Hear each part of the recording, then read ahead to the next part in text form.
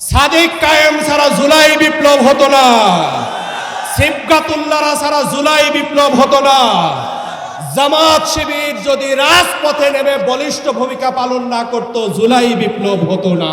সম্মানিত উপস্থিতি, আমরা 17 বছর রাজনৈতিকভাবে জামাতকে নিষিদ্ধ করে জামাতকে নিশ্চিহ্ন করার প্রয়াস চালানো হয়েছে। 17 বছর আমাদের শত শত হাজার হাজার নেতাকর্মীকে কারাগারে যেতে হয়েছে, শত শত শাহাদাতের নাজরানা পেশ করতে হয়েছে।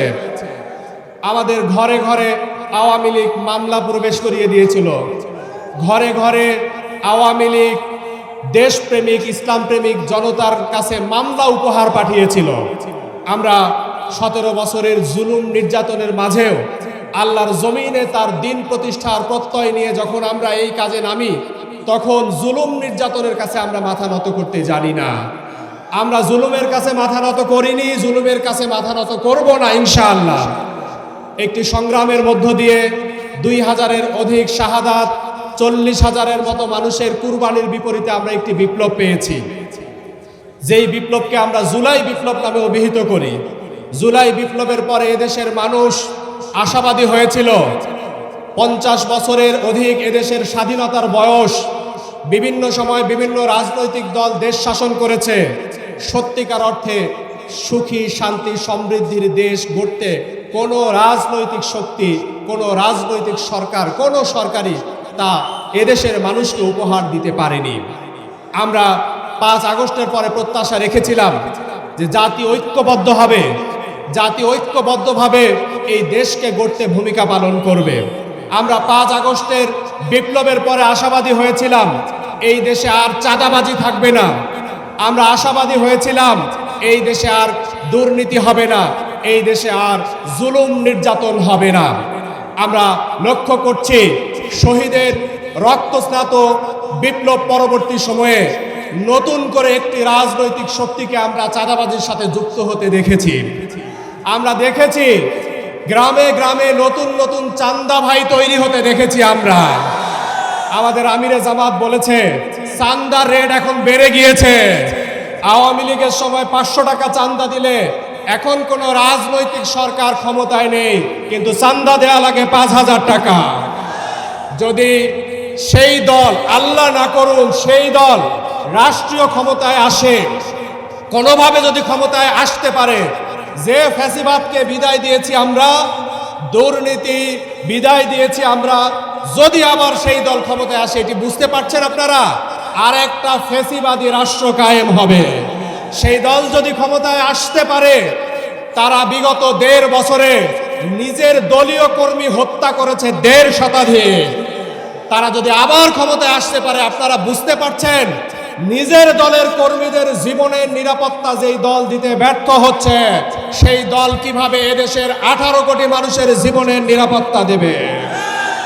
যেই দল তাদের গ্রামে গ্রামে গড়ে ওঠা চান্দা ভাইদের কন্ট্রোল করতে পারেনি, সেই দল ক্ষমতায় আসলে যখন প্রশাসন, এখন তো কিছু তাদের আনুগত্য করে আর কিছু তাদের আনুগত্য করে না, যখন প্রশাসন তাদের পূর্ণ আনুগত্য করবে, আপনারা ভাবতেছেন এখন গ্রামে গ্রামে চান্দা ভাই হইলে তখন ওয়ার্ডে ওয়ার্ডে চান্দা ভাই দেখবেন আপনারা, পাড়ায় পাড়ায় চান্দা ভাই তৈরি হয়ে যাবে। আমরা কি এমন দেশ প্রত্যাশা করি?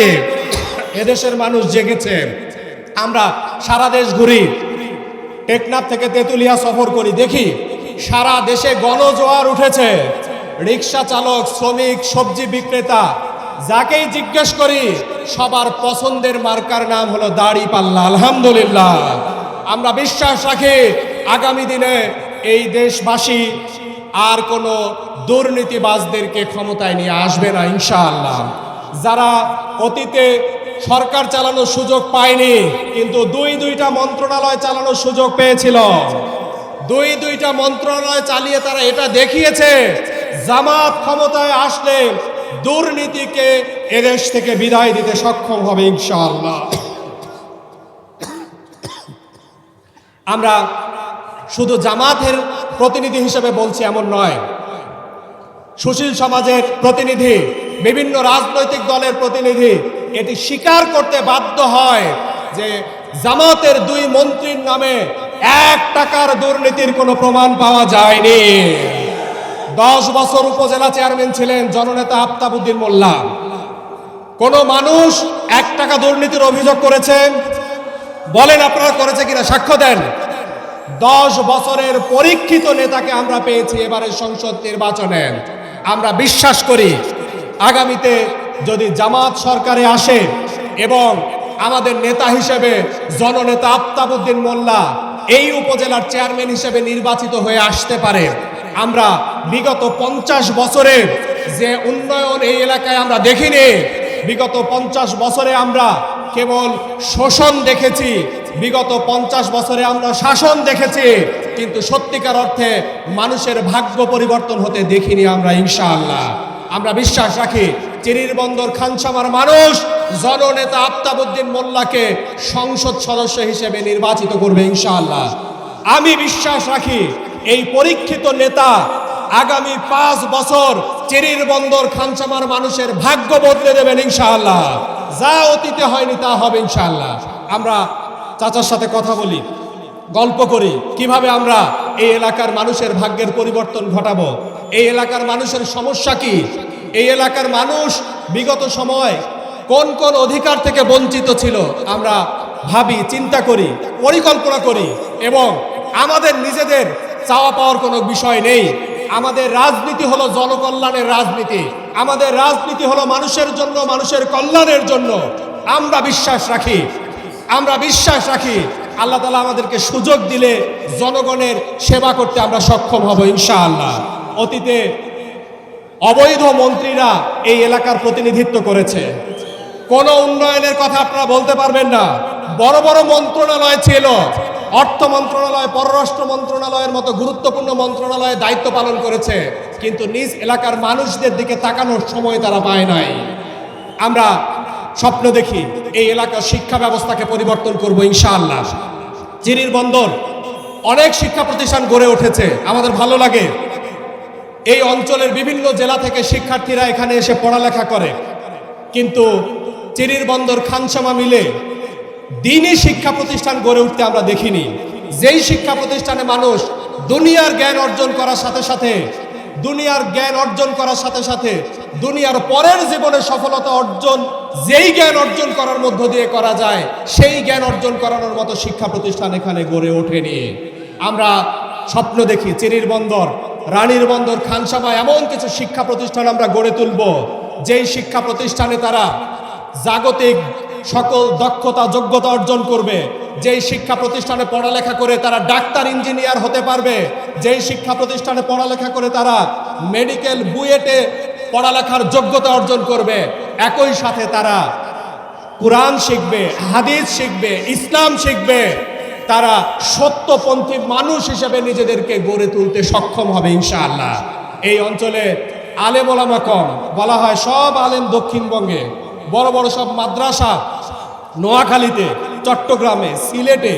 আমাদের এই এলাকায় দারিদ্রতা রয়েছে, কিন্তু মানুষের মনগুলো গরিব না। আমরা গরিব হতে পারি, আমাদের হৃদয়গুলো অনেক বড়।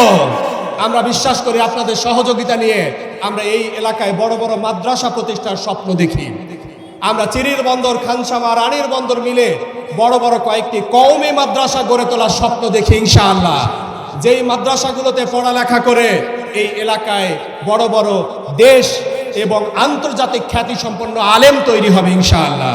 বড় মাদ্রাসা সব ওইদিকে দেখি, বরিশালে মাদ্রাসা, চট্টগ্রামে মাদ্রাসা, নোয়াখালীতে মাদ্রাসা, এই দিকে আমরা সেই অর্থে বড় মাদ্রাসা দেখি না। আমরা ইতোমধ্যে পরিকল্পনা করা শুরু করেছি। দেশ বিদেশ থেকে অনেক শুভাকাঙ্ক্ষী আমাদের সহযোগিতার প্রতিশ্রুতি দেন, আর আপনাদের ভালোবাসার সহযোগিতা পেলে আমরা এই বড় বড় প্রকল্পগুলোকে আমরা বাস্তবায়ন করতে সক্ষম হব ইনশাআল্লাহ। ইতোমধ্যে বিভিন্ন সুধী শুভাকাঙ্ক্ষীর সাথে আমরা আলোচনা করেছি এবং কিভাবে এই রানীর বন্দরে একটি কারিগরি কলেজ প্রতিষ্ঠা করা যায় তা নিয়ে আমরা ইতোমধ্যে পরিকল্পনা করেছি। আমরা আশাবাদী নির্বাচন পরবর্তী সময়ে আমরা এখানে একটি কারিগরি কলেজ প্রতিষ্ঠা করব ইনশাআল্লাহ, আমাদের আফতাবউদ্দিন মোল্লা চাচার নেতৃত্বে ইনশাআল্লাহ। আমরা শিক্ষা খাতে পরিবর্তন আনার জন্য আর যত কিছু করা লাগে আমরা ভাবি, পরিকল্পনা করি, দেশ ঘুরে দেখি দেশের কোথায় কি আছে আর আমাদের এখানে কি নাই। দেখি ঢাকায় কি আছে, চট্টগ্রামে কি আছে, যশোরে কি আছে, আর আমার দিনাজপুরে কি নাই, চিরির বন্দরে কি নাই, খানসামায় কি নাই, এগুলো আমরা তালিকা করি।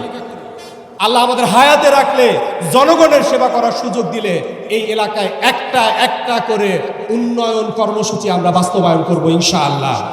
স্বাস্থ্য সেবায় আমরা পিছিয়ে, চিরির বন্দর, খানসামা, রানীর বন্দর মিলে ভালো হাসপাতাল নাই। আমাদের সামান্য অসুস্থ হলে দৌড় দিতে হয় সৈয়দপুরে, দৌড় দিতে হয় অথবা দিনাজপুরে দৌড় দিতে হয়। সৈয়দপুরেও ভালো চিকিৎসার ব্যবস্থা নাই, ভালো হাসপাতাল ক্লিনিক নেই। স্বাস্থ্য ব্যবস্থার উন্নয়ন কিভাবে ঘটানো যায় তা নিয়েও আমরা চিন্তা করি। সরকারি কিছু হাসপাতাল থাকলেও সেই হাসপাতালগুলোতে পর্যাপ্ত সুযোগ সুবিধা নেই, পর্যাপ্ত চিকিৎসা সেবা নিশ্চিত করা হয় না। জননেতা হিসেবে ন্যায়পরায়ণ কেউ নির্বাচিত হয়ে আসলে সেই সরকারি হাসপাতালগুলোতে উন্নত চিকিৎসা সেবা নিশ্চিত করা হবে ইনশাআল্লাহ। সরকারি হাসপাতালের শয্যা সংখ্যা বাড়িয়ে সেখানে যেন মৌলিক সকল ধরনের চিকিৎসা সুনিশ্চিত করা যায়। সামান্য চিকিৎসার জন্য যেন অ্যাম্বুলেন্স ভাড়া করে দিনাজপুর, রংপুরে যাওয়া না লাগে, আমরা সেই ব্যবস্থা করার উদ্যোগ আমরা গ্রহণ করব ইনশাআল্লাহ। আমরা এই এলাকার তরুণরা, যুবকদের বড় অংশ যারা বেকার, পড়ালেখা করেছে, অনার্স মাস্টার্স করেছে, ডিগ্রি পাস করেছে বা ইন্টারমিডিয়েট পাস করেছে, কিন্তু কর্মসংস্থান নিয়ে কেউ ভাবে, অতীতে এই এলাকার কোনো জনপ্রতিনিধি ভেবেছে আমরা দেখি নাই। এই এলাকার যুবকদের জন্য ভেবেছে, যুবকদের কর্মসংস্থান নিশ্চিত করতে, বেকারত্ব দূরীকরণে ভূমিকা পালনকারী কোনো নেতা আমরা দেখি নাই বিগত 15 বছর, 20 বছর, 25 বছরে আমরা দেখি নাই ইনশাআল্লাহ। আমার চাচা যখনই মঞ্চে দাঁড়ান, যখনই বক্তব্য দেন, আপনারা খেয়াল করবেন আমার যুবক ভাইয়েরা, যুবকদের ছাড়া চাচার কোনো বক্তব্য শোনেন? চাচা যুবকদেরকে নিয়ে ভাবেন, প্রত্যেকটা বক্তব্যে যুবকদের নিয়ে তিনি কি করবেন 1-2 লাইন হইলেও বলার চেষ্টা করেন। আমরা বিশ্বাস রাখি চাচা মুরব্বী মানুষ, বর্ষিয়ান রাজনীতিবিদ। আমি বলি যে এই অঞ্চলের পুরো রংপুর বিভাগ মিলে এত বেশি রাজনৈতিক অভিজ্ঞতা সম্পন্ন এমপি ক্যান্ডিডেট আর নাই। তিনি দীর্ঘ রাজনৈতিক অভিজ্ঞতা নিয়েছেন, জনপ্রতিনিধি হিসেবে দায়িত্ব পালনের অভিজ্ঞতা নিয়েছেন, বয়স হয়েছে, কিন্তু চাচার কথা শুনলে কি বয়স মনে হয় নাকি তরুণ মনে হয় বলেন? চাচা আমাদের তরুণ, তরুণদের উন্নয়নে আমার চাচা ভূমিকা পালন করবে ইনশাআল্লাহ। যুবকদের ভাগ্য পরিবর্তনে আফতাবউদ্দিন মোল্লা ভূমিকা পালন করবে বলে যুবকরা বিশ্বাস করে। আমরা যুবকদের কর্মসংস্থান সৃষ্টির জন্য নানামুখী পরিকল্পনা গ্রহণ করি। এখন যুবকরা চায়, ঘরে বসে আয় করতে চায়। ঘরে বসে মানুষ লক্ষ লক্ষ টাকা আয় করছে। ঠাকুরগাঁর এক ছেলে আমাদের পরিচিত, যে ফ্রিল্যান্সিং শিখেছে, আউটসোর্সিং শিখে লক্ষ লক্ষ টাকা ইনকাম করতেছে। ঘরে বসে টাকা আয় করে ঠাকুরগাঁয় 5 তলা বিল্ডিং দিয়েছে। তো ঠাকুরগাঁর ছেলেরা আউটসোর্সিং শিখলে, ফ্রিল্যান্সার হিসেবে তৈরি হইতে পারলে, আমার রানীর বন্দর, চিরির বন্দর, খানসামার যুবকরা কি শিখতে পারে না? আপনারা কি মেধাবী নন? আমরা আপনাদেরকে তৈরি করব। আমরা স্বপ্ন দেখি একটা সময় সুযোগ হলে প্রত্যেক ইউনিয়ন পর্যায়ে যাব, সম্ভব না হলে বড় বড় বাজার কেন্দ্রিক এরিয়াতে, খানসামা, পাকেরহাট, চিরির বন্দর, এইরকম বড় বড় এরিয়াতে আমরা যুবকদেরকে আইসিটি ট্রেনিং দেব, যুবকদেরকে আউটসোর্সিং শেখাবো, যুবকদেরকে ফ্রিল্যান্সার হিসাবে গড়ে তুলব, যেন আমার এলাকার তরুণ যুবকরা ঘরে বসে টাকা আয় করতে শেখে, ঘরে বসে বিদেশের ডলার এই দেশে নিয়ে আসার যোগ্যতা অর্জন করে ইনশাআল্লাহ। এটা ছাড়া কারিগরি কলেজের কথা আমরা বলেছি, বিভিন্ন ট্রেডে প্রশিক্ষণ নেবেন আপনারা, বিভিন্ন ট্রেডে প্রশিক্ষিত হয়ে আপনারা উপার্জন করতে শিখবেন। উপার্জন করবেন সংসারের জন্য, উপার্জন করবেন পরিবারের জন্য, উপার্জন করবেন সমাজের মানুষদের পাশে দাঁড়ানোর জন্য ইনশাআল্লাহ। এমন নানামুখী পরিকল্পনা, ইচ্ছা, আকাঙ্ক্ষা নিয়ে আমরা আমাদের যাত্রা শুরু করেছি। আমার চাচা ঘুরছেন, প্রত্যেক মানুষের কাছে যাচ্ছেন, প্রত্যেক ইউনিয়ন ওয়ার্ডে যাচ্ছেন।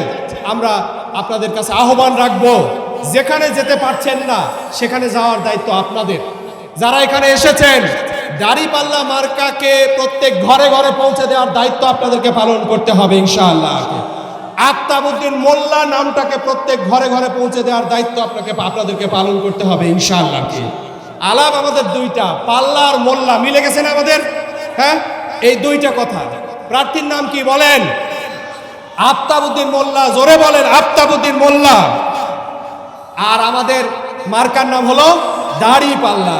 আমরা দেখি অনেকে দাড়িপাল্লা চিনলে প্রার্থীকে চেনে না, সারা দেশে অনেক জায়গায় দেখি, কিন্তু আলহামদুলিল্লাহ আমাদের এলাকায় দাড়িপাল্লাকেও চেনে, পাল্লাকেও চেনে, মোল্লাকেও চেনে। আলহামদুলিল্লাহ, যারা এখনো না চিনে থাকবে সেই ঘরগুলোতে দাড়ি পাল্লার দাওয়াত পৌঁছে দেওয়ার দায়িত্ব আপনাকে, আমাকে, আমাদেরকে পালন করতে হবে ইনশাআল্লাহ। আমরা আজকের এই ঐতিহাসিক পথসভা থেকে দাবি জানাই, জুলাই আন্দোলনের অগ্রভাগের সেনানীদের মর্যাদা, যথাযথ মর্যাদা নিশ্চিত করতে হবে। বিভিন্নভাবে আমাদের মর্যাদাকে খাটো করে দেখার চেষ্টা করা হয়েছে, বিভিন্নভাবে বলার চেষ্টা করা হয়েছে জুলাই আন্দোলনে নাকি আমরা কোনো ভূমিকা পালন করি নাই। সাদিক কায়েম ছাড়া জুলাই বিপ্লব হতো না, সিবগাতুল্লাহরা ছাড়া জুলাই বিপ্লব হতো না। জামাত শিবির যদি রাজপথে নেমে বলিষ্ঠ ভূমিকা পালন না করত, জুলাই বিপ্লব হতো না। এই জুলাই বিপ্লবীদের যথাযোগ্য রাষ্ট্রীয় মর্যাদা সুনিশ্চিত করতে হবে। আমরা এই বিপ্লবীদেরকে মর্যাদা দিতে পারলে আমরা বিশ্বাস রাখি আগামীর সমৃদ্ধ বাংলাদেশ এই বিপ্লবীরাই গঠন করতে সক্ষম হবে ইনশাআল্লাহ। আমরা তাদের নেতৃত্বে আগামীর সুখী, সমৃদ্ধ, শান্তির একটি বাংলাদেশ বিনির্মাণ করতে সক্ষম হব, সেই আশাবাদ ব্যক্ত রেখে আপনাদের সকলকে ধন্যবাদ জানিয়ে আমার বক্তব্য এখানেই শেষ করছি। আসসালামু আলাইকুম ওয়া রাহমাতুল্লাহি ওয়া বারাকাতুহু।